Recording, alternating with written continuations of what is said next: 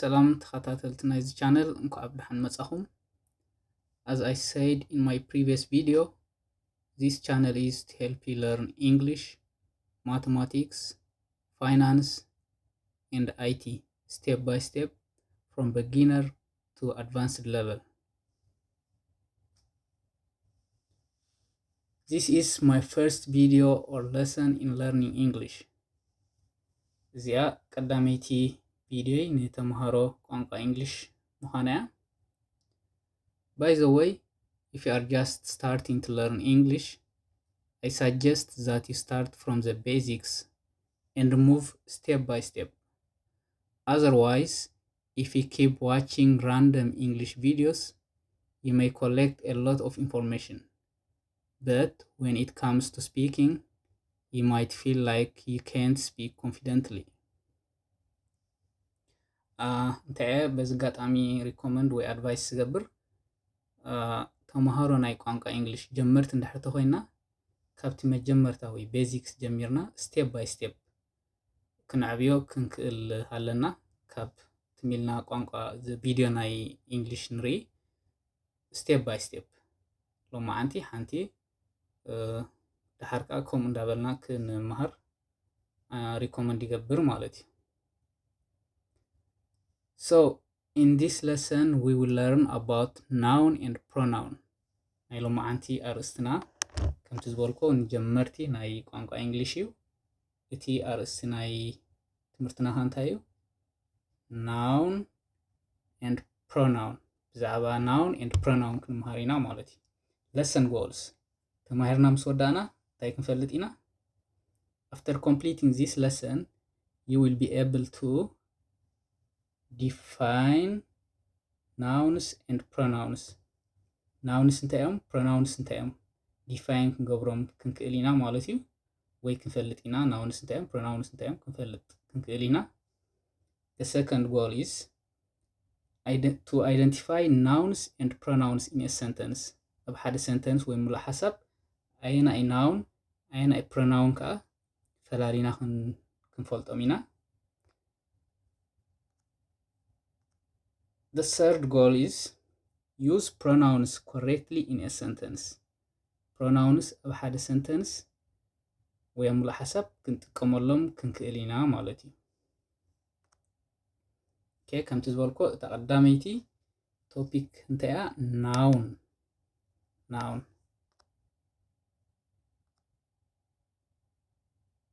So what is a noun? noun ክንብል ከለና እንታይ ማለት እዩ? A noun is a word that names a person, a place, an animal, or a thing. noun ማለት ስም ናይ ሰብ ክኾን ይኽእል፣ ቦታ ንጥቀመሉ ንኽእል፣ ንእንስሳታት ወይ ንነገራት። ኤግዛምፕል ኣብነት ክርኢና ሕጂ ናውን ሰባት ንጥቀመሉ ንኽእል ኢና ኢለ ነይረ። ኣብነት ወይ ኤግዛምፕል ኣብ ትሕቲ ፐርሰን ክንርኢና ሰመረ ኣለና ሓደ፣ ብራዘር ሓው ማለት እዩ፣ ቲቸር እዚኦም ኩሎም እንታይ እዮም? ንሰብ ይገልፁ ማለት እዩ። ካልእ እውን ክንብል ክንፅሕፍ ንኽእል ኢና፣ ሲስተር ክንብል ንኽእል፣ ፋርመር and so on ንቅፅል ንኽእል ማለት እዩ። So all these are nouns under person category። ኣብ ትሕቲ ፐርሰን ኮይኖም ኩሎም እዚኦም እንታይ እዮም? nouns እዮም ማለት እዩ። ካልእ ካተጎሪ እንታይ ኣለና? ፕሌስ ኢልና ነርና ኣብዚ ተሪኢኹም። ኣብ ትሕቲ ፕሌስ እንታይ ኣለና? ኣብ ትሕቲ ቦታ ማለት እዩ። ስኩል ቤት ትምህርቲ፣ ስዊዘርላንድ ስም ናይ ሃገር ክኸውን ይኽእል፣ ጋርደን ክኸውን ይኽእል፣ ስም ናይ ሓደ ከተማ ክኸውን ይኽእል፣ ፎር ኤግዛምፕል ኣስማራ and so on ክንቅፅል ንኽእል ማለት እዩ። እዚኦም ከዓ እንታይ እዮም? nouns under place category ማለት እዩ። ሰር እንታይ ኢልና ነርና? animal ንእንስሳታት ስም ናይ እንስሳታት ክኸውን ይኽእል ኢልና ነርና። ፎር ኤግዛምፕል እንታይ ርኢና ኣለና? ዶግ። ካልእ እንታይ ክንብል ንኽእል? ካት፣ ካመል፣ ካት ድሙ ማለት እዩ። ካመል ከዓ ገመል ከምዚ ኢልና ክንቅፅል ንኽእል። እዚኦም ሕጂ እንታይ እዮም? ኩሎም nouns ማለት እዩ። እቲ ላስት ካንተ ያለና ቲንግ ነገር ማለት እዩ ንነገራት ስም ናይ ነገራት ክኾን ይኽእል እዩ ንኣብነት ቡክ መጽሓፍ ማለት እዩ ቴብል ክንብል ንኽእል ጠረጴዛ ማለት እዩ ቼር ሴድያ ከም እናበልና ክንከይድ ንኽእል ማለት እዩ ስለዚ እታ ዴፊኒሽን ናይ ናውን እንታይ እያ a noun is a word that names a person place animal or a thing the definition ናይ noun ማለት እዩ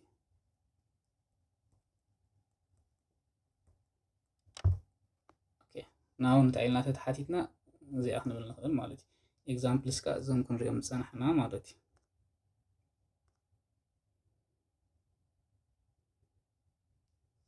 example sentences ሙሉእ ሓሳብ ካ ንሪኢና እንታይ ኣላትና ጆን ኢዝ ቬሪ ስማርት ጆን ብጣዕሚ ንፉዕ ንብል ኣለና ኣብዛ ሰንተንስ ወይ ሙሉእ ሓሳብ ናውን ኣይና እዩ ጆን እንታይ ናውን second example the cat is playing እታ ድሙ ትፃወት ኣላ ንብል ኣለና ማለት እዩ ኣብዛ ሙሉእ ሓሳብ እዚኣ ኸ ናውን ኣይነይቲ እያ cat is a noun in this sentence ሳልሰይቲ example this is a book እዚ መጽሓፍ ንብል ኣለና which part of this sentence is a noun book እንታይ ሆነ ኣሎ ማለት እዩ noun ማለት እዩ ኦኬ ካልአይቲ ኣርእስትና እንታይ ኢለ ነይረ pronoun ለምንታይ pronoun and noun ብሓንሳብ ገይረን ኣብ ሓደ ቪድዮ they are similar ተመሳሰልቲ እየን ማለት እዩ what is a pronoun pronoun እንታይ ማለት እዩ a pronoun is a word we use instead of a noun pronoun ሕጂ ሓደ ቃል ኮይኑ ኣብ ክንዲ ናውን ንጥቀመሉ ማለት እዩ we use pronouns to avoid repeating the same noun again and again to avoid repeating the same noun ካብ ንናውን ብዙሕ ግዜ ንደጋግም ኩሉ እንታይ ክንጥቀም ንኽእል ማለት እዩ pronoun ክንጥቀም ንኽእል ኣብነት ምስራዕና ወይ ኤግዛምፕል clearer ክኸውን እዩ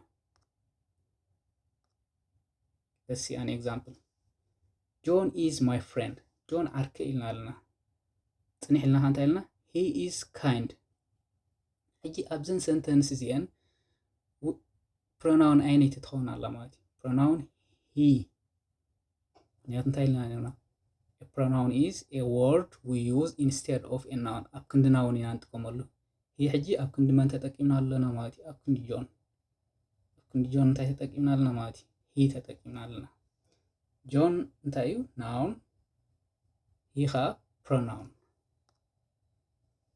ካልአይቲ ኤግዛምፕል Mary is a student Mary ተማሃሪት እያ ኢልና ኣለና ማለት እዩ ስለዚ Mary እንታይ እያ ናውን ካብ ሜሪ ካልኣይ ግዜ እንደግማ ሕጂ እንታይ ክንብል ኢና she እንታይ ኢልና ኣለና ካብ repeat ንገብሮ ብዙሕ ግዜ pronoun ክንጥቀም ንኽእል ስለዚ she እንታይ እያ pronoun she studies English እሳ እንግሊሽ ትመሃር ማለት እዩ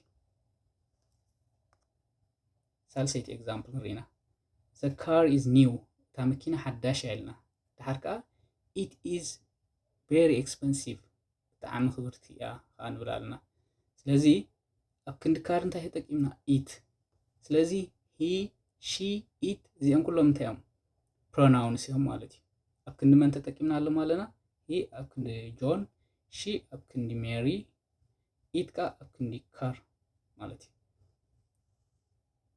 እንታይ ክንብል ንኽእል ኢና እዚኣ ክገልጻ ክፍትን ጆን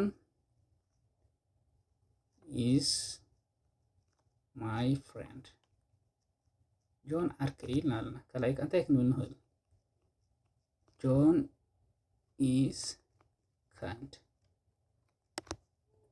እዚአን ክልተ ሰንተንስ the same meaning ኣለዎን grammatically ኻ correct እየን ክልተን ጆን is my friend he is kind እዚኣ እንታይ ኢልና ጆን is my friend ጆን is kind ኣብዚኣ ግን እንታይ ኣላ መሲልኩም ንጆን ክልተ ግዜ ሜንሽን ጌርና ያለና ማለት እዩ ስለዚ እንታይ ትኸውን ቦሪንግ ይኸውን ማለት እዩ ስለዚ ወላካ ቁኑዕ ይኹን ግን ቦሪንግ ይኸውን ስለዚ ኣብ ክንዲ ጆን እንታይ ክንብል ንኽእል he ክንብል ንኽእል ኦልሬዲ ሜንሽን ጌርና ስለ ዝኾንና we don't need to mention John twice. Okay.